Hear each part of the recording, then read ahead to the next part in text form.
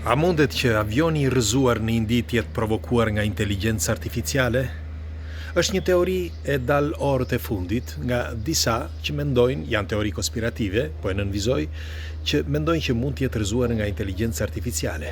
Më vjen keq për 242 pasagjerë që humbën jetën në avionin indian, por le ta diskutojmë, sepse duke diskutuar kuptojmë. Dhe duke kuptuar, përveç se informohemi, do të njohim botën që na rrethon. Kush është rastisht do t'i lutesha t'i bëj lakfaqes nëse nuk e ka brenda, ju falenderoj që jemi për bashkë. Në vitin 2023, një shkrim që nuk u përhap shumë tregonte për një përplasje që u bë mes një avioni luftarak i udhëzuar i drejtuar nga njerëzit dhe një avioni tjetër i drejtuar nga inteligjencë artificiale. Këtë eksperiment e bëri DARP. Shumë prej jush e dinë se kush është DARP. Është një nga ose më mirë shoqëria më e fortë, le të themi, që punon për shtetin amerikan dhe që teston shpikjet e reja ose zhvillimet e reja. Dhe nuk kanë dalë si mund të quhen ato rezultatet e sakta nëse inteligjenca artificiale fitoi apo fitoi njeriu. Por unë jam i bindur që ka fituar inteligjenca artificiale sepse nuk thuhet, nuk flitet publikisht. Megjithatë, pse po e them këtë? Avioni indian, ai që u përplas para i aksidentit, është një avion 787, një Boeing 787. Dhe është 787, një Boeing i tillë Daimler, mos gaboj, kështu quhet, ka një prapashtesë, është një avion i ri, sepse bëhet fjalë për një avion 10 vjeçar. Indianët e kanë blerë këtë avionin para 10 viteve, pra një avion i ri me 10 vite ka shumë siguri në qiell. Bile, do t'ju them, aksidentet më të ulta në absolut janë të avionëve. Edhe pse ne na duket diçka e madhe, sepse sa herë që bëhet në një aksident i avionëve, ne menjëherë përqendrohemi aty dhe themi o zot nuk do ikim më me avion. Mirë po, avionët kanë një siguri të plotë. Është mjeti më i sigurt. Bile, do t'ju them, avionët kanë një sistem kontrolli që mund të ketë për të parashikuar problemet e fluturimit. Dhe pjesa më e rëndësishme e avionit, kur bëhet një fluturim, është pikërisht kur niset. Pse? Sepse kur niset avioni është plot me karburant, ka bagazhet, ka dhe ekuipazhin dhe pasagjerët, dhe në ngritje është pak më e vështirë se sa në ulje. Pra në ulje është më e lehtë, por në ngritje është më e vështirë. Në fakt, nëse keni vënë re në avion, të gjithë vënë kokën në sedile. Të thonë që ti të vësh kokën në rast rreziku, të vendosësh duart këtu dhe të vësh kokën në anën e sediles. Ka një teori për këtë. Nuk është një fantazi kjo ka një teori. Këtë më ka thënë një pilot. E dini pse vën kokën në këtë mënyrë? Sepse është disa thonë që është momenti më i sigurt. Si mund të jetë më i sigurt që ti duke vënë kokën në këtë formë, kështu tek ajo sedilja, s'mund të jetë më sigurt. Më sigurt ndoshta njeriu duhet të shikojë, të kontrollojë që të mund të shmangë edhe problemet. Por tregohet që në këtë formë, kur përplaset avioni, thyet me një shtylla kurrizore nga mbrapa dhe është ky shkaku që thonë që vendose kështu kokën, sepse nuk duhet në një rast aksidenti, qoftë kompania, por qoftë edhe shteti, kur ka njerëz që mbjetojnë njerëz dhe janë invalid, kushton shumë herë më shumë. Pra një invalid mund të kushtoj sa gjithë avioni, sepse e pagon për gjithë jetën, kurse një i vdekur e pagon vetëm një herë dhe kaq. Të paktën kështu thuhet, të paktën kështu thuhet. Kjo është një teori konspirative. Megjithatë, le të kthehemi pas për sa i përket Boeing 787. Boeing 787 është një nga avionët më të sigurt, sepse ka një motor të fortë, është avion amerikan, jo i gjithë amerikan, por pjesërisht, megjithatë është një nga avionët më të sigurt. Tani, pse themi për inteligjencën artificiale? Siç ju thash, në vitin 2023 është bërë një test mes inteligjencës artificiale dhe njeriut në një dy luftim. Nëse do të kishte një dy luftim mes inteligjencës artificiale dhe njerëzve, kush do të fitonte? Dhe siç ju thash, mendohet që ka fituar inteligjenca artificiale. Dhe po flasim për vitin 2023. Kanë kaluar 2 vjet dhe normal që kërkimet ose ndoshta dhe studimet, por edhe perfeksioni në inteligjencën artificiale ecën, por do të them dhe diçka tjetër. NASA në vitin 2019 parashikonte, e gjeni këtë e gjeni, nuk është se e shpika unë, parashikonte që në vitin 2035 avionët do të udhëzohen ose do të drejtohen nga inteligjenca artificiale.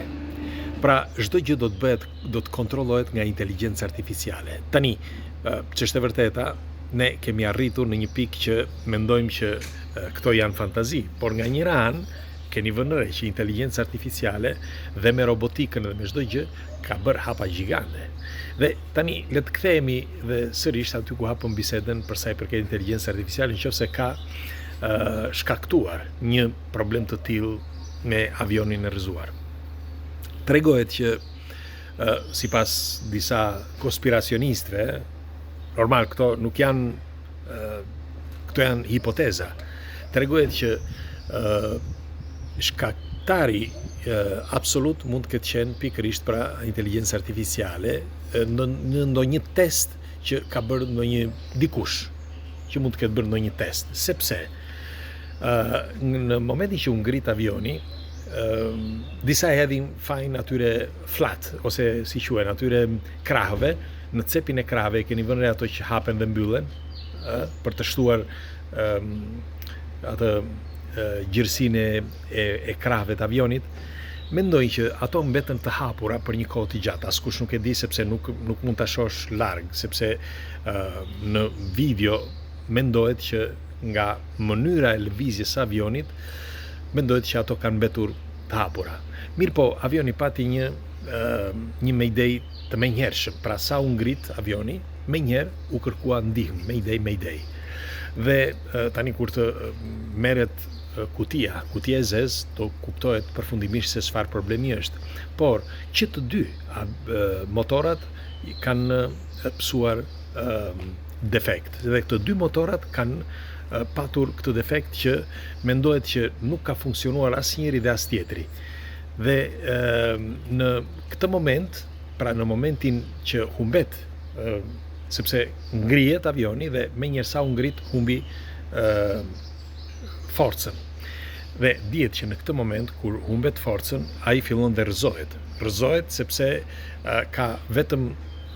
mbahet vetëm nga shpejtësia që po ecën. Pra nga shpejtësia që ka dhe mundet që motorat të jenë fikur menjëherë, sepse nuk kaloi shumë dhe veç disa pak metra, le të themi, u përplas ose pak kilometra, u përplas në një konvikt dhe aty brenda konviktit ka patur edhe viktima të tjera, por akoma nuk dihet eksaktësisht se sa janë. Megjithatë në avion ishin 242 pasagjerë, ka shpëtuar vetëm njëri.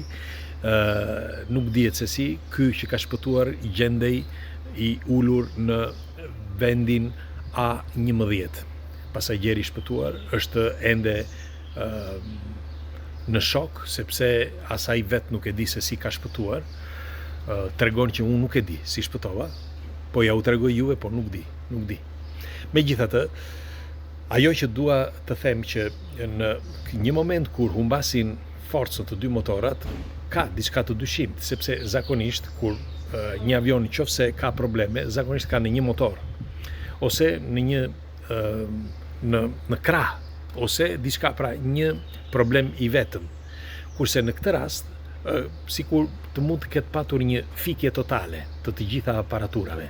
Dhe piloti ka kërkuar që ta mbaj nën kontroll sa më gjatë jetë e mundur, por nuk ka mundur. Dhe doja t'ju thoshja që në një shkrim që lexova para disa muajve, për sa i përket inteligjencës artificiale që mund të drejtojë avionët, tregonte që kjo mund të bëhet nga një laptop, nga një kompjuter. Po, tani kjo nuk është teori konspirative, kjo është një ide që e thon ekspert të kësaj fushë, që sipas tyre një drejtim i një mjeti apo çdo gjëje mund të bëhet nga një laptop i thjeshtë. Dhe nëse kjo është një, për momentin është teori, por nëse kjo do të ishte e vërtet, më bën të mendoj që çdo kush mund të futet në një haker, mund të futet në një rrjet të avionëve apo ku ta di unë, dhe të ndërhyjë me anë të inteligjencës artificiale duke krijuar probleme jo vetëm të një avioni, por edhe të një rrjeti total. Kështu që ndoshta ky problem mund të jetë edhe vetëm i këtij avioni, ose ndoshta i të gjithë sistemit le temi të radarëve etj. Kështu që nëse do të ishte edhe i sistemit, padyshim shërbimet sekrete indiane këtë do ta gjejnë, sepse është e thjeshtë pastaj për ta gjetur. Por këto janë teoritë, si mund të quhet, të inteligjencës artificiale që mund të shkaktojë jo vetëm dëme, por edhe udhëzime në një fluturim. Pra, në vitin 2023 është bërë një eksperiment i DARPit, duke drejtuar një avion me inteligjencë artificiale dhe me njeri, duke u përplasur me sinjeriteti, ishin një avion luftarak, dhe kjo është aktuale, pra dihet, dhe tjetra, NASA, para disa kohësh, ka deklaruar që shumë shpejt dhe brenda vitit 2035 avionët do udhëzohen me inteligjencë artificiale, pra s'ka nevojë më që të shkohet në vend që ta drejtojë një njeri. Dhe mendohet që inteligjenca artificiale është ajo më e sigurta se sa njeriu, sepse gjen edhe problemet të menjëhershme, nëse ka ndonjë problem i gjen menjëherë. Kështu që këto janë lajmet e fundit, më vjen keq edhe një herë për ata që humbën jetën, ata pasagjerë. Do dëshiroj një komentin tuaj, çfarë mendimi keni për këtë teori konspirative, dhe kalofshi ditë bukur.